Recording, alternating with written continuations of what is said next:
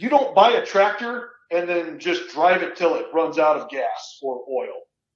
It takes upkeep, maintenance, and care. And so with your estate plan, you get it going. It's worth more money and more of your time than anything else you're doing because of the major ramifications. And then it takes upkeep, maintenance. So you got to go back, revisit it. You got to pay attention to that. Big farms are made up of little farms that failed to plan. Ladies and gentlemen, farmers, ranchers, and distinguished guests, thank you for listening to the Farm4Profit podcast, where we discuss the latest ideas, methods, trends, and techniques available to help your farm achieve higher levels of farm profitability. The Farm4Profit podcast is co-hosted by Tanner Winterhoff, the Iowa Bankerman, and David Whitaker, the Iowa Land Guy, where in tandem they will share their ideas and advice from industry experts. Thank you again for listening to the Farm4Profit podcast. Remember, if you aren't farming for profit, you won't be farming for long.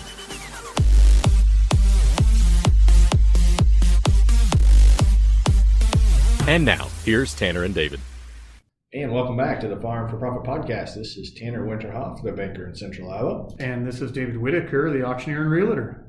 Excited to put another fantastic episode ahead of us. But first of all, we need to thank you for everything that you have done for us. Again, this podcast is meant for you, and we really appreciate what you've done. One of the reviews we got, Dave, after our last Farm for Fun show is from Ed, one of our guests, actually put out there. How about making it on a podcast that you've been binge listening to the last month in the tractor? Seriously recommend to all of my ag friends, you have got to check out this podcast. I had the Stock Rocker reach out to me today. If you don't follow him on Snapchat. He's like, Dave, how do I get on the podcast? I want to come. I didn't even tell you that yet, but he wants to come, and he is asking, how do I get on a podcast? So that's great. If you are curious, listener, how to get on, you need to send us a message, whether it's on social media or to our email, farm4profitllc@gmail.com, or find us Farm4Profit LLC on any of these social media platforms. We want topic suggestions and we want guest suggestions. And even if it's you and you want to come hang out, let us know. We don't know until you tell us. So we greatly appreciate that. Why don't we roll right into our What's Working in Ag segment, Dave? This is going to be a really fun kickoff to a really big plan that we've got here for the next couple of weeks for you. You bet. Our guest in studio is Ken O'Brien. Ken O'Brien is with Granular and Granular's ownership company, Corteva. So before I butcher this connection anymore, Ken, why don't you tell us a little bit about yourself and the connection to the company? I'd be happy to. First, thanks for having me. As you mentioned, my name's Ken O'Brien. I work with Corteva as our U.S. digital platform marketing lead. So what that means is that I'm working with our different software products, Granular, some of our Pioneer seeds, Corteva fields, and some of the different software products that we're using with farmers, and really working to help make sure that the Corteva field teams, your local Pioneer sales representative, those crop protection folks that are working for us, and all the rest of our teams understand how to use those tools with farmers. That's a very unique approach, because when you said digital marketing lead, my brain immediately went to you're doing social media, but that's not the case at all. So Granular and Corteva absolutely are doing social media, but we've got people who are more focused on that than me. I'm really working really closely with our field teams to understand how to use tools to help farmers. But those tools have become digital more than than in years past, and digital ways to help the farmers be more profitable, like Farm4Profit. That's why I am excited to announce that this is a partnership. This is not the last time you're going to hear about Granular. We are super excited to have a partner on the podcast that has the mission statement in alignment with what we have. We focus on making sure that you as a listener have more ways to achieve higher levels of profitability. And one way that we always preach is that you have to know what your break even is. We have to know that you're selling for a profit. So that way, if you want to continue to stay in business, we need to do that. And that's exactly what Granular does, right? They have a tool available to help track and keep that stuff in line. Absolutely. In fact, we've got a couple of different tools that can do that, from an entry-level tool to a really advanced tool. And you're spot on that our mission statement at Granular is to help farmers run more profitable businesses so that they can be sustainable for generations to come. So Ken, tell me, we have all different level of listeners in the agriculture world. Some are starting farmers. There are people that have been experienced in doing this for a long, long time. You just said you have entry-level products and then you have really advanced. Give me maybe the name and the difference between two of those products that you're talking for our most advanced customer and then for the entry-level guy. Absolutely, love to. So if you're an entry-level person, you're wanting to get started with a good effort, but not a ton of effort, you want to go to a product called Granular Insights. It's a relatively new product in our portfolio, and that product is really designed to help you take agronomics and financials, put them together on one spot, and get to some resources and some answers really quickly. So not spending hours, days, weeks in spreadsheets, digging through data, but to be able to really sit down and just having a really fast snapshot of time and understanding of your field level profitability and your overall operation level profitability, while at the same time helping with things like variety analysis and other key decisions on the farm. So we always at Farm4Profit talk about having an advisory team. This might be an advisory software that could help you, and a tool for the toolbox, Granular. Again, Tanner, we're talking about agronomics, and my mind went, does everybody on our podcast know what agronomics are? What is the rate of return seed per acre, dollar per acre of seed, or average revenue per field that we have, or total revenue, or average fertilizer cost? That's what I'd consider to be agronomics. You're the banker. Tell me what your thoughts are on that. Is that what you're going?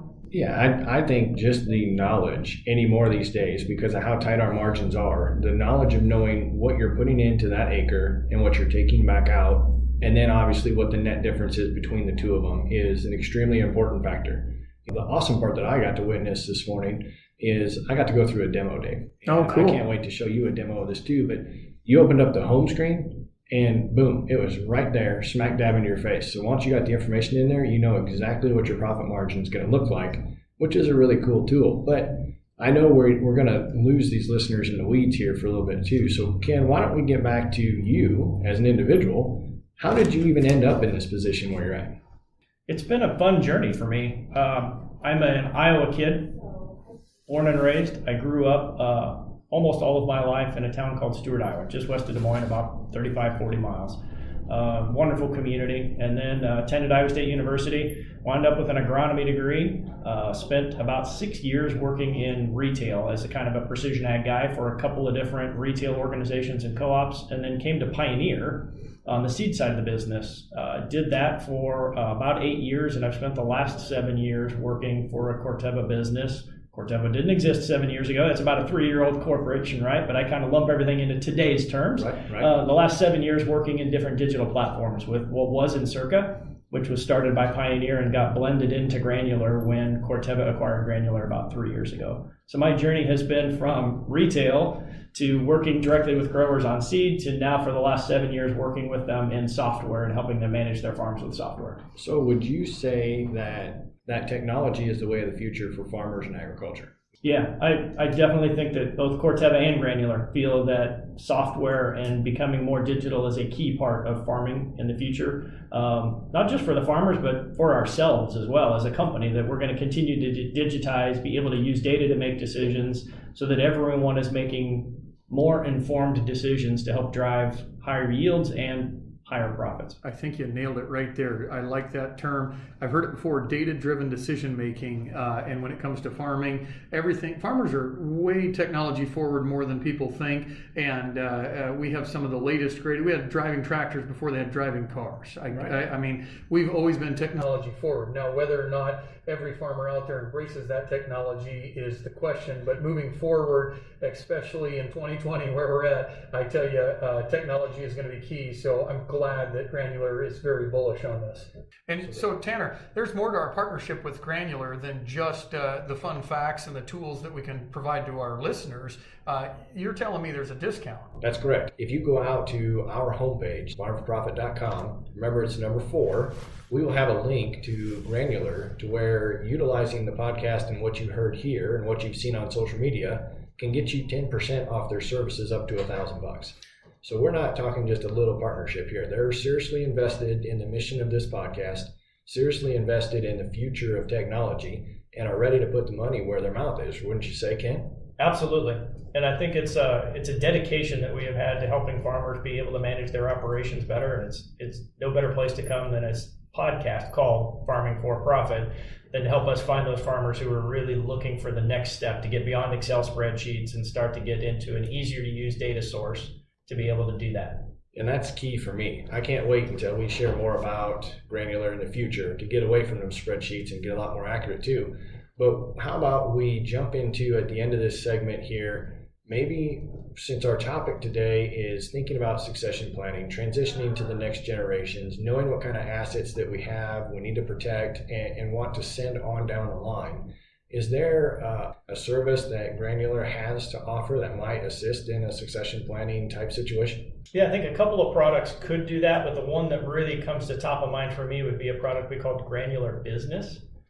It is the original Granular product that they created about 6 years ago that really is there to help manage the budget, the complete financial operation, the inputs, the outputs, everything that's happening on the farm can be tracked within this piece of software.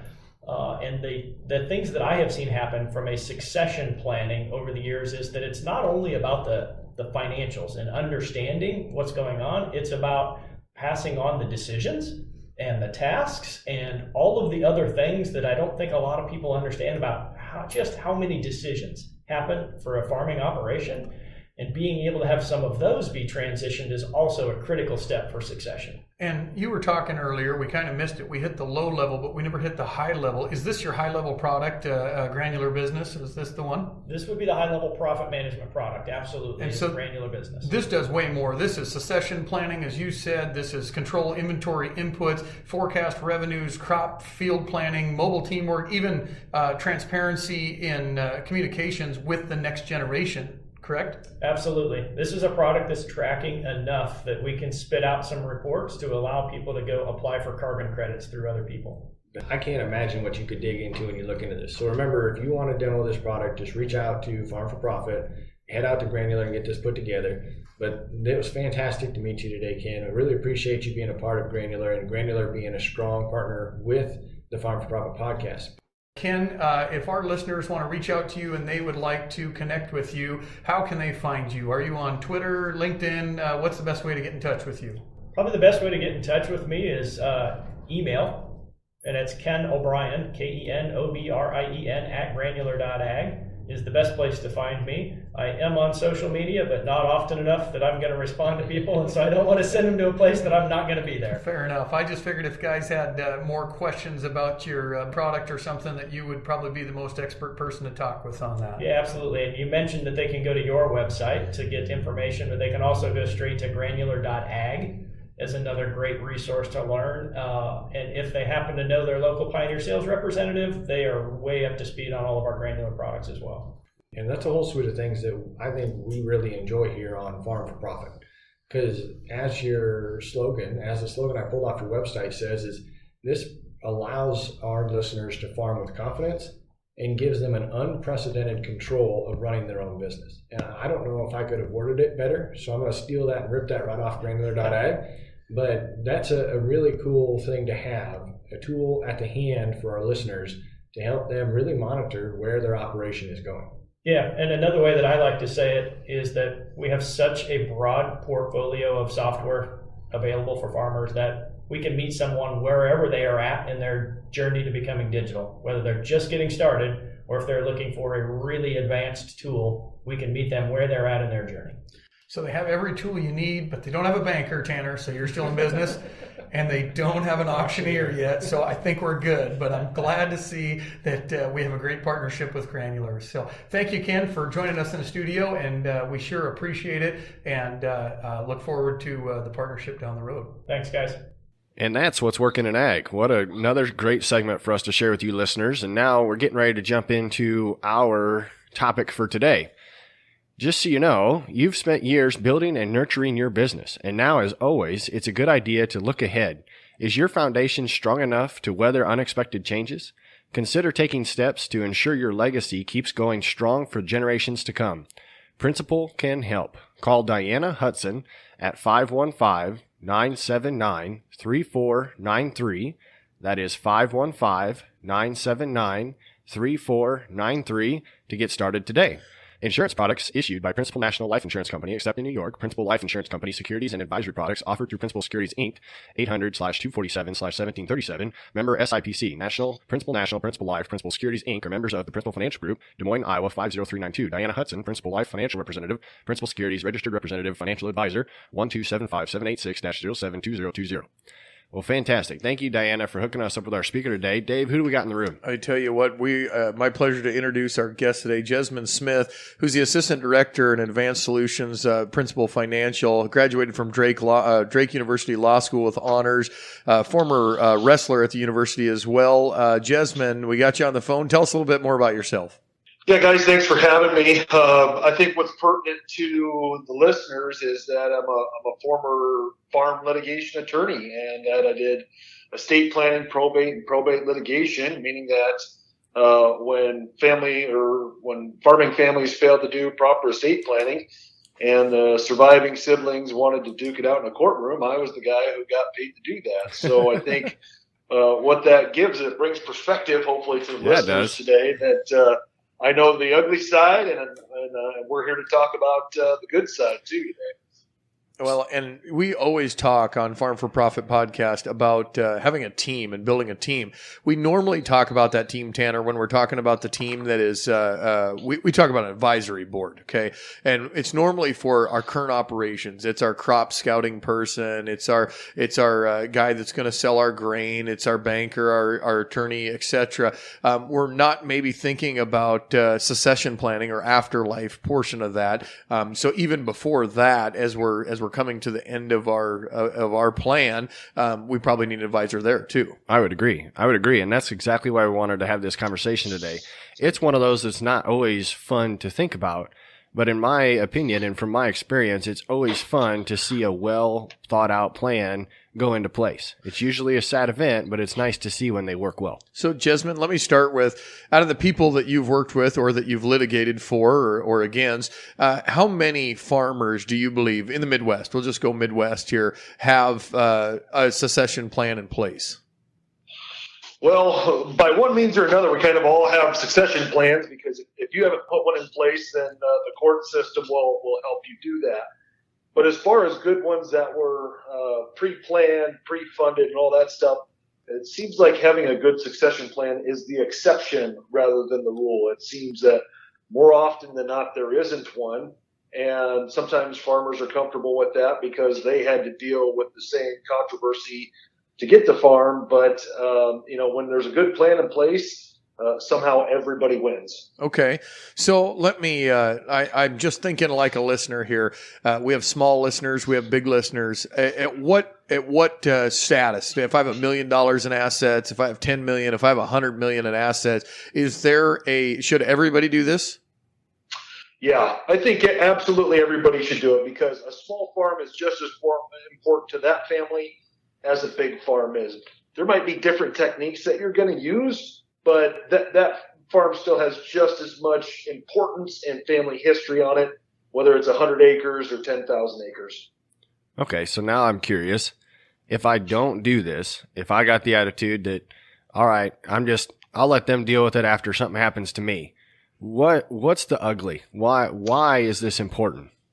Yeah, that's a pretty common technique, unfortunately. But what I would say is, if you don't have a succession plan, then what you have is a litigation plan. Okay. Because you've got a primary asset typically in the land that's 90-95% of your estate value, and you've got 2 or 3 or 4 kids who are trying to grieve the loss of their parent, and at the same time they're trying to secure their financial future for their own kids. And so they're going to come in and they're going to fight over everything from the antique gun collection and the china and the dolls to the house to every square inch of the land. So they'll just duke it out, and oftentimes what should be a 9 to 12 month probate process can turn into a 2 to 5 year litigation process. It is unbelievably taxing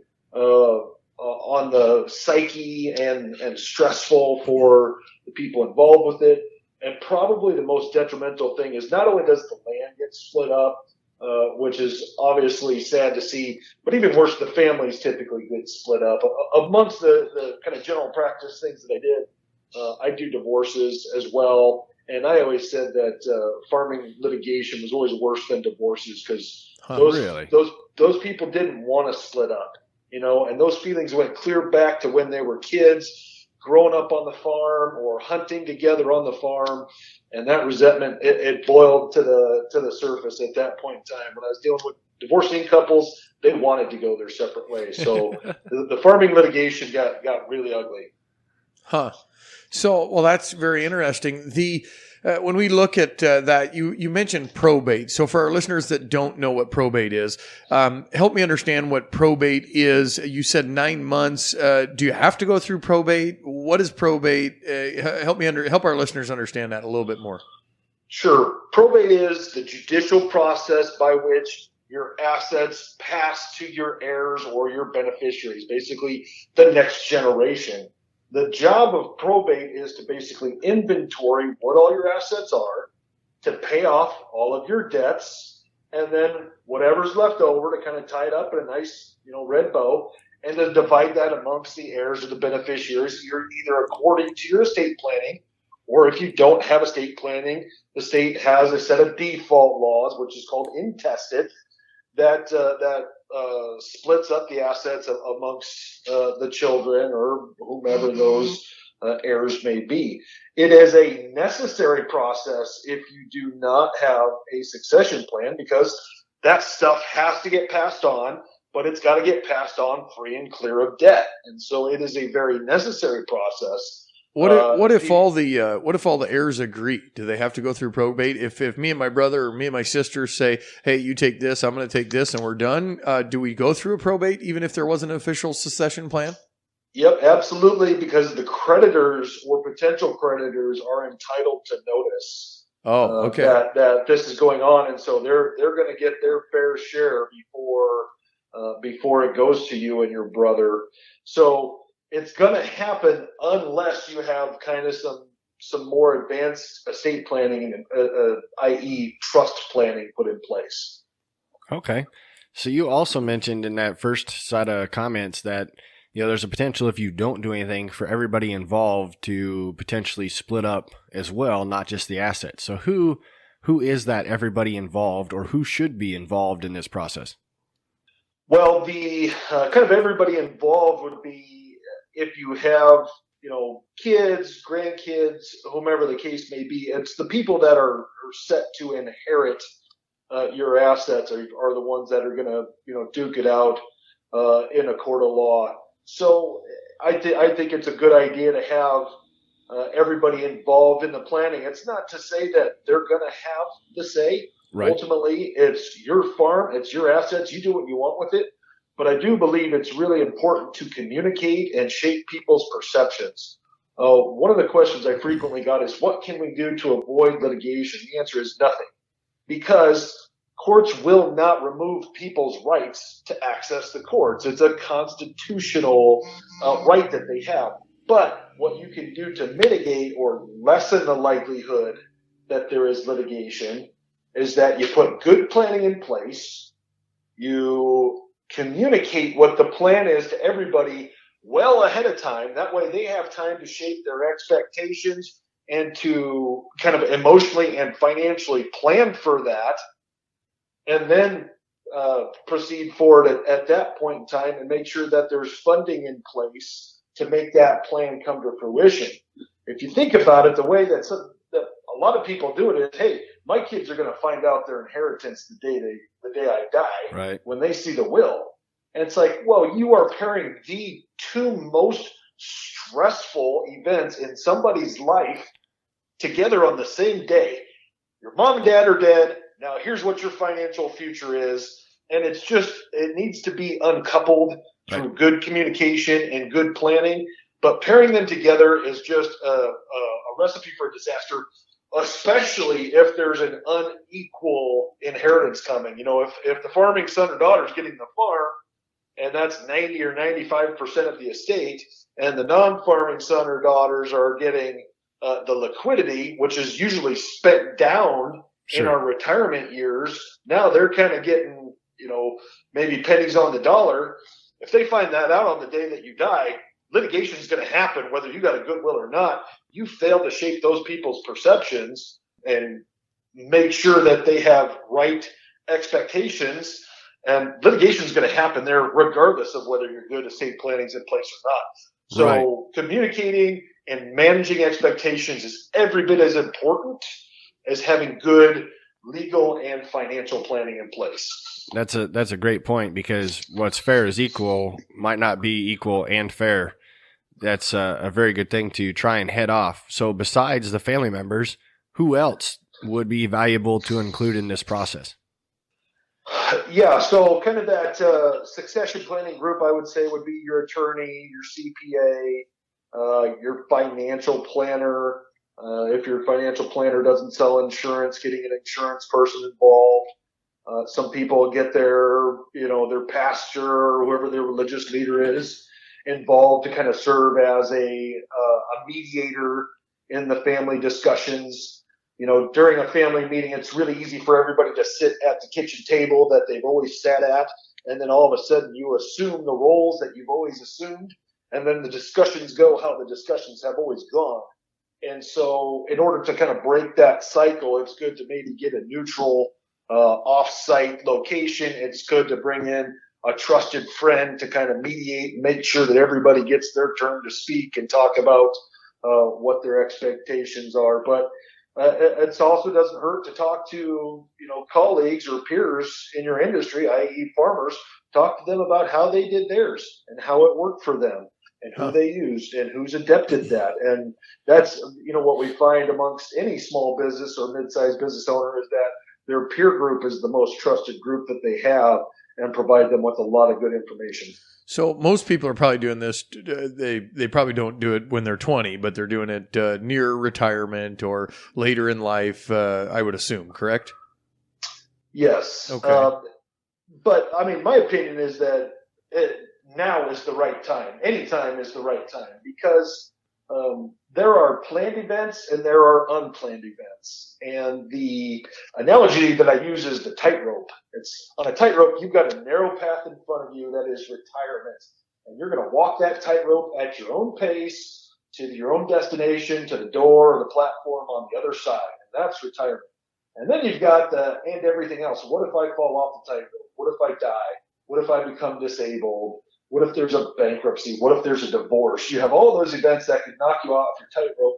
And at that point, you need to have a safety net underneath you, a buy-sell agreement or some other estate planning, whether that's your will, your trust, your medical and financial power of attorney. You need to have that safety net in place to account for those unplanned circumstances as well. So when you think of it that way, then it's just as important for a 20-year-old to do their side of the planning as it is for the 60-year-old to do their side of the planning, because you may have had less time to do the funding, but you could have put something in place, and at least the protocol is built in, that you're not just trying to wing it and figure it out, and you haven't had enough time or headspace to really kind of plan at that point. So in the networks that David and I have together, I know that we've been seeing and hearing conversations a lot since we're in the era of the pandemic, that it kind of came forefront in the minds of people that, okay, there is something out here that could potentially wipe me out, and I don't have a plan yet. So it's come to the forefront of a lot of people's minds, maybe a little sooner than typical, which is great. But now we're getting to question, how do I get started? What do I do first? So could you provide a couple of examples of different generational ways of getting started? Sure. And let me add to the coronavirus issue before we move on, is that anytime there's kind of a major setback that is nationwide or regional, whether that be the financial crisis or, the farm crisis, people go back to their baseline protective planning. It's a reality check that, whoa, I better make sure, things are going good, and, corn prices were good there for a while, or whatever the case may be, and they're thinking about making money in their day-to-day operations. But something like this happens, you kind of decide to step back and take a look at it and say, okay, I better have my ducks in a row in case something happens to me or my spouse. So that's a pretty common thing, and that's an important thing, and maybe an important first step on how to go about this is just deciding that you're going to focus on this. Because we are busy with the day-to-day where, you're turning wrenches, you're putting in inputs, doing the books, etc. But just deciding that, okay, I'm going to step back and I'm going to focus on this for a period of time. Because frankly, you're talking about, either it's all your land or it's a multi-million-dollar deal. And it is probably the most important deal you're ever going to make in your life is the transition to the next generation. So it is worth the time, no matter how busy you are, it is worth the time to step back and say, I'm going to work on the plan instead of working in the plan. So, first thing is just start talking to the kids. If you haven't identified a successor, ask them. I've seen issues or circumstances where families getting ready to sell the farm and they had a son coming back from Afghanistan who wanted an opportunity at it, and they were about to close the deal, and the recommendations, well, talk to your kids first. And then they found out that when their son was coming back, he wanted to farm. And so they kept the farm in the family instead of selling it. So open those lines of communication. Talk to the kids about whether they want to farm, whether they want a piece of the farm, whether they have no interest in the farm. Try to assure them that you're not going to hurt their feelings, whether they want a piece of land for the kids grandkids to play on, or whether the house and the barns and the curtilage is really important to them. And just open those lines of communication is really the first step, and kind of inventory what everybody's thinking, because then you know what your baseline is moving forward, and then you figure out what the goals are, and from there you start to prioritize goals. Okay, this is the most important one, and this comes at the detriment to the second most important one, which comes at the detriment to the third most important one.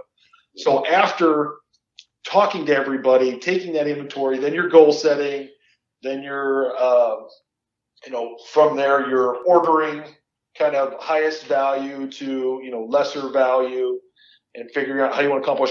That's when it's appropriate to start going forward to your other advisors, your CPA, your attorney, your financial planner, because that's what they're going to try to get to for you. They can do all that before they meet with a financial planner, most likely. I mean, they can come up with their own plan if they're listening to our podcast here. I'm curious, most of the people that I know say, well, I have a will. I have a will in place. I did it when I was 25. And then they probably changed it through the years because somebody pissed them off, or somebody, they like that kid better and they decided to go back in and do that. I noticed a lot, in the farmland world that a lot of people put their estate in a trust. They're like, well, it's in a trust. They can't sell my farmland, or they can't do this. I'm going to manage the way that the kids are going to operate my estate even after I die. Have you seen that? Was there a push that everybody put into some kind of a non-revocable trust or a trust? Or I'm sure there's more to that question. And most of the people already have a will. Is that not an estate plan? Yeah, it certainly is. A will is an estate plan and a succession plan. I will say I've reviewed probably thousands of wills over the years, and that anecdotally, probably 80% of them say my surviving spouse gets everything, and then everything goes equally to all my kids. Equal. And that is the bane of any probate attorney's existence, is how do you take someone's entire life and what is essentially the culmination of previous generations of work in the farmland, how do you take all that and split it exactly equally without any guidance, without any specificity? And it's a nightmare, because you can't split if there's 3 kids, you can't split a house equally 3 ways, right? Unless you sell it. You can't split a car equally. You can't. Are you going to divide up the forks, knives, and spoons equally? Let alone land. No piece of land or no 2 pieces of land is exactly like. One of them's more valuable, more accessible, better CSR2 rating, whatever the case may be. there's always going to be these differences. So if they're going to do just a baseline will, my first recommendation is specificity. Let's get something specific in there. And, during your questions with the kids, if they do want a piece of land, say, well, which piece of land would you want? Which piece of land would you want? Which one? And just try to gather some specificity there. I got you. Okay. That's good. Was there, I kind of asked two questions there. Was there kind of a deal to put your will and testament into a trust, or how do they work different than a will? Sure. And I would recommend a trust for pretty much any farm client, farmer, rancher, etc. Because because of the probate expenses, delay, and the whole process of probate, it's not a fun process. You have to hire an attorney to do it. It's slow and arduous and can be messy at times, and it can be expensive. Typically, we figure about 4% of the gross value of the estate is going to go to attorney's fees, court costs, advertisement fees, real estate fees, those kind of things. And so, 4% on $1 million estate, that's $40,000 right there. If you put another zero on it and it's a $10 million estate, that's a $400,000 fee there. So, and as an attorney that used to do that, the only difference in the amount of work is I have to write an extra zero every time I'm filling out a piece of paperwork. So it's not any additional work for me to do a $10 million estate as it is to do a $1 million estate. But, I'm going to make 400,000 or rather probably 200,000 of that versus 20,000 just because it's a bigger estate. So that said, that's the push and to keep, the court system out of the decision-making process that's involved with probate. That's the push to go to a trust would be a revocable living trust or an irrevocable trust would bypass probate altogether. So it would avoid going into the public domain. I can go down, I'm in Polk County, so I can go down to the Polk County Courthouse today, whether I'm an attorney or not, and just start giving names and rattling numbers off. And I can pull every probate file in the history of the state because it's public information and see how much it was worth and which kids got which assets. So there's the publicity of probate that most farmers aren't comfortable with, right? Of having their information out there. A trust would bypass that. There's that 4% of gross value cost. You go through a trust, you might spend, depending upon the size of your estate, you might spend $5,000, you might spend $20,000 to avoid a $400,000 probate expense. So there's the expense. There's the delay. As I said before, an extremely smooth probate process will run 9 to 12 months, maybe even more frequently to 18 months, during which time you have leases coming due, you have inputs, and the court has to approve these processes this entire time, so it gets really cumbersome. Well, with a trust, the trust is functioning at the discretion of the trustee the day after the person dies. It's immediate. It's not a 18-month process with court intervention. And then it's a much more secure transaction. When somebody dies, legally, nobody owns that person's assets until either the executor, if there's a will, is appointed by the court, or an administrator, if there's not a will, is appointed by the court. So there's a gap of time between when somebody dies and when their personal representative, executive or administrator is appointed. There's a week, a 2-week, a month, a 3-month period there where nobody actually owns or is supposed to have possession of the assets. So it's this massive legal gap. And that's when the vultures come in and they start stealing stuff or taking stuff or saying, hey, dad promised me this, or, I put my name on this on a piece of tape, or, they just come in and steal equipment and that kind of thing. There's exposure during that time frame, and a lot of animosity comes out of that. With a trustee, the trustee has a trustee of an irrevocable or revocable trust. That trustee has those assets and control of those assets before they die and immediately after they die. So there is not this multi-week gap of no ownership and no control for people to come in and steal it. The trustee already has the authority and the capacity to just keep running smoothly. So really kind of the difference between having just a will and having some type of, trust put in place is that when somebody dies, the will comes into place. It's a very stark, acute event, and everything's happening at once. And it is a lot of work, which is why you have to have an attorney. It's a lot of work to get that done. With a trust, it's smooth transition, man. The assets are already in place, the distribution's already in place, the person dies, and all that does is it triggers the rest of the trust that's already in place. So instead of, trying to jump the gap, with a huge, cliff between the two of them, instead you're just walking over a bridge to the other side. And so the trusts are much smoother, function much better than a will and the probate process. So you have both David and I looking at each other with the wide eyes this morning, and all of the farmers that are listening. And because you just provided a solution or a way to potentially save us hundreds of thousands of dollars by introducing this trust. So now that you've introduced this trust, what's the next step for me as the farmer? I'm listening right now going, okay, I want to save money. I want to get this started. What do I need to bring to who in order to get that started? What's interesting is that it is an ideal solution, and yet so very few farmers choose it. The question becomes, before they make that jump to the next step, the question becomes, what's the catch? Why doesn't everybody do this? Well, there's a few reasons. One, it's a little more expensive up front. You might spend $5,000 or $10,000 to do your trust work up front and get all of your assets titled into the trust, etc.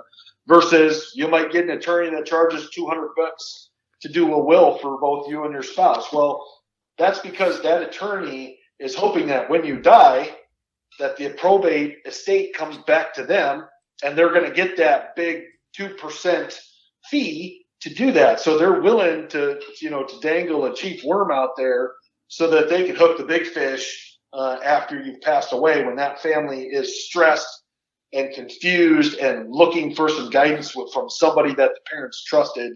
And that's when they're going to come back to the attorney that did the drafting, and they're going to say, great, I did this $200 will, and now I got a $400,000 fee coming my way because I did a $200 will. So that initial expense drives some people away. Farmers hate to pay attorneys. They absolutely hate to pay taxes, and they hate to pay attorneys. But if they can pay an attorney to avoid taxes, they usually will, and that's the situation here. I don't think they like to pay realtors either. I guarantee you that. That's right. So I'm looking. Let me take this to a bigger fish. Let's take it to somebody that has 15, 20 million in land, probably passing the limits of what they can do for estate taxes, etc. Maybe they form their organization as a subcorp or a C corp or a LLC. I'm guessing that doesn't just happen with a trust. Maybe they pass over shares before their estate planning. For some of our bigger operators that are out there and listening, what advice do you have for them? Yeah, kind of the bigger estate, the more techniques are necessary to avoid potential federal estate tax, which is 40% above whatever the current threshold is. So right now, the current threshold is 23 million and change for a married couple. It's at an all-time high. It's actually double the all-time high. But that's set to sunset in 2026, and that's going to go back down to 12 million and change or 11 million and change for a married couple. It's a little bit in the air, but we know kind of generally speaking where it's going to be. So if you're in that above $10 million range, you have 6 years or 5.5 years to do some serious estate planning and take advantage of the massive gifting capacity and this current federal estate tax threshold. Because after 2026, you're going to pay 40% on every penny above that 12 million. So just by doing some strategic gifting, you don't even have to have a trust. Just taking advantage of your unified credit, you could move $10-12 million out of your estate tax free at 40%. You're going to move 4 to 5 million. You're going to save 4 to 5 million in taxes federal estate taxes just by acting within the next 6 years. So that's an important thing to do. From there, the bigger the estate, the more techniques are necessary. And, people say, well, why would I give away $10 or $12 million worth of farm? I'm not saying you should. I'm saying it's an option. And probably the better options are using smaller tools in conjunction with one another. So I'm going to take advantage of my annual gifting capacity. I'm going to give shares little by little. Or even starting with, I'm going to have a formal entity, a family limited partnership, an LLC. I've done work with, bachelor farmers that have a $15 million estate, and they have, a massive federal estate tax issue if something happens to them, that are still sole proprietorships. I'm seeing probably 50% of farms are still in sole proprietorships. So first of all, building an entity, then having what's called entity discounting done. That's a technique where you can decrease the taxable value of your assets just by having them in a formalized entity and spreading the ownership between you and your spouse and maybe one of your kids. So now I've taken, up to 30% off. So you can take a $12 million farm, and just by putting it into an entity and giving half of the shares to your spouse, or like 49% of shares to your spouse, keep 49% of shares for myself, give a couple shares to the kids. Now I can take 30% off the value of that farm because I've converted it to shares, and not very marketable shares at that. So then I can take, using entity discounts or marketability discounts, 30% off. I've turned what was $12 million worth of taxable land. Now I've turned that into $8.5 million of discounted shares. So now I've put myself under that future threshold. I'm going to pay less in taxes. I'm going to pay less in probate fees. And so that entity discounting is kind of starting point. And you haven't even done any estate planning yet. You've just kind of taken advantage of some of the discounts that are out there. From there, you can be gifting now discounted shares using your annual exclusion. You can give $15,000, what's called per donor, per donee per year. That means mom and dad can give $30,000 worth of discounted shares to this kid, to that kid.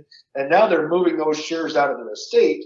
But depending upon their entity type, they can give away 99% of the shares, but mom and dad in a family limited partnership, for example, can still keep 100% of the profits. They can still keep 100% of the control, even though they don't have the ownership, but a minority interest. They can still keep those things to maintain their lifestyle. From there, you put those assets into an irrevocable trust. Or a revocable trust, either one, Right. depending on what your goals are. Right. And now you're skipping the probate process. So now you've taken another bite at that apple. And by stacking these tools together and taking multiple bites at the apple, you don't have to give the $10 million worth of the $20 million farm away.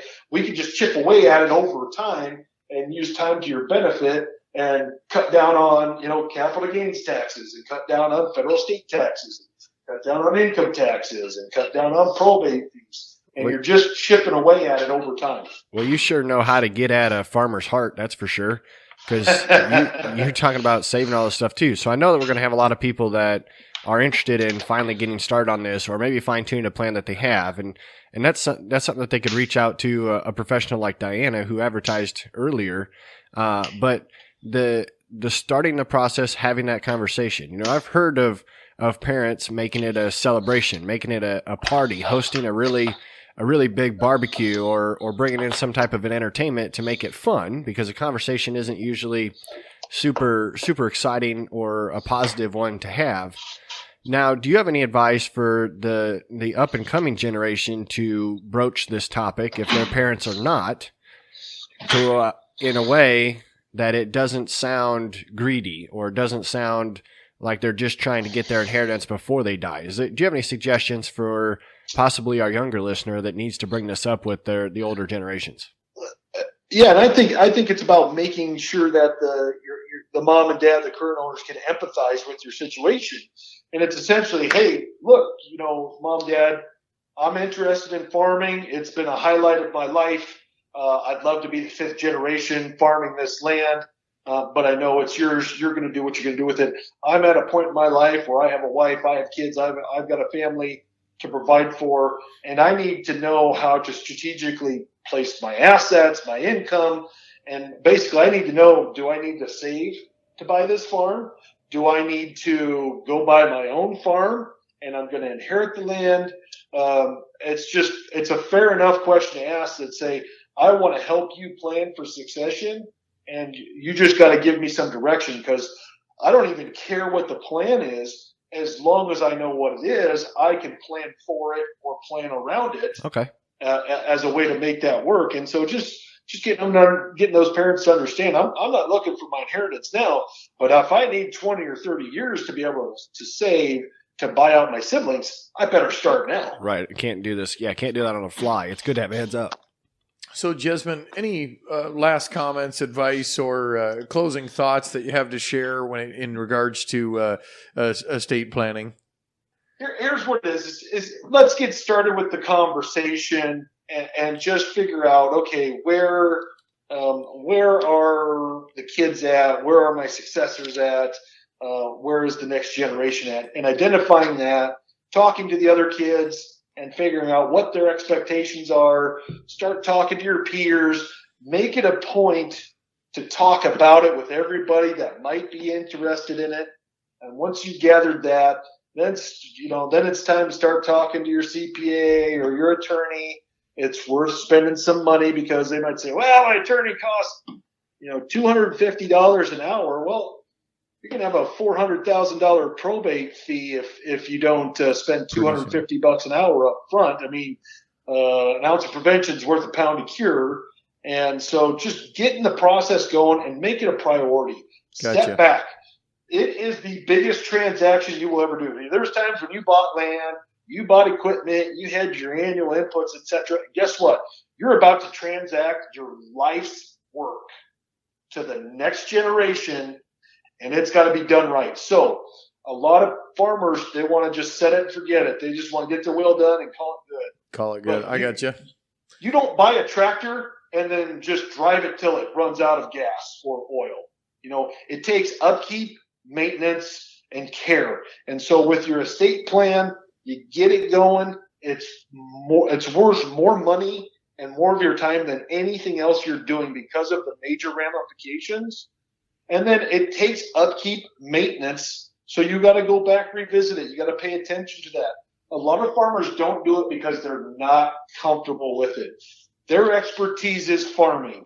Okay. The attorneys, the CPAs, their expertise is the succession planning. So rely on your experts to help you with that. And then put yourself in it until you're comfortable talking about it. Put yourself in it until you're comfortable with how these things are going to work. Educate yourself, and then start pushing yourself through the process and learn on the fly.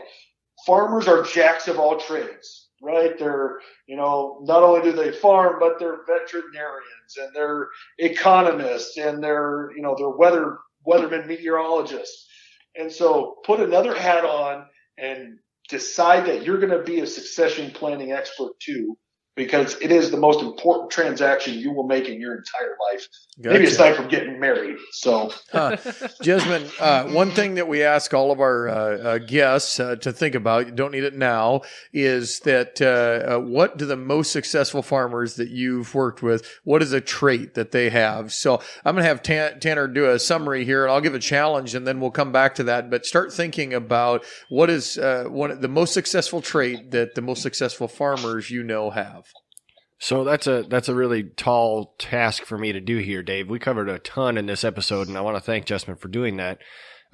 Reality checks are a good excuse to get started, and we're kind of living in a reality check right now. So start off by identifying the successor. Maybe you haven't had this conversation yet. Maybe you don't know the desires of the heirs in your family. It could possibly be a cousin or an extended family member, but figure out who that is, and then possibly have a discussion around somewhere else besides the kitchen table. That was a one that kind of opened my eyes, is if you can get to a neutral site, there might be more come out than you're expecting. The reason you're putting a plan together is to make it go smooth. You can do this in months rather than have it be litigated for years. Make sure you involve the entire group, but once you get a plan put together, be specific. Be specific, because you're dealing with 4% of the total value of your estate potentially that you're working with for value here. Trust could be a good option. There's a whole host of products that you can work with on a financial advisor, but possibly building that family entity can get it through there. And then once you've got this plan in place, do your best to provide general maintenance. Things will change. Your farm will change, but put the plan in place to begin with, and then take care of it as you go through this. So what do you think, Dave? What's the challenge? Well, I'm going to challenge our listeners to do exactly what Jessman said. This is the biggest decision. So I'm going to challenge them to make the biggest decision they ever have to make, and challenge them to put that plan in place. And maybe it's give Jessman a call. Maybe it's call Principal Financial, But so I want them to at least broach the subject with their kids. So get in front of the kids and say, hey, just ask those questions. Did you guys want to farm? So Jessman talked about the person that came back from the military they didn't even know that they wanted. So I think step one, biggest challenge is broach the biggest decision and just have a conversation. Very good. Well, Jessman, what do you think is a common trait amongst the most successful clients that you've worked with? I think the key trait is the willingness to try something new and to step outside of their comfort zone and to tackle this estate planning issue. Big farms are made up of little farms that failed to plan. And when things go wrong, the big farms come in and they start eating it up at that point in time. So the question is, do you want to be one of the little farms that gets eaten up? Or do you want to be, one of the 5th or 6th generation farms that survives because you did good planning along the way? I like that. I really do. And thank you for spending your time with us today, Jessman, and listener. Thank you for tuning in this week. Remember, if you enjoyed this episode, share it with somebody who might get value out of it. And also go out there and hit the subscribe button. So that way, when our next episode comes out, you're immediately aware, and we can hopefully bring value to them too. Also, if you've got any topic suggestions, just like this one, send it to us at farm4profitllc@gmail.com. And until then, keep making money. Thank you much. Remember, if you aren't farming for profit, you won't be farming for long.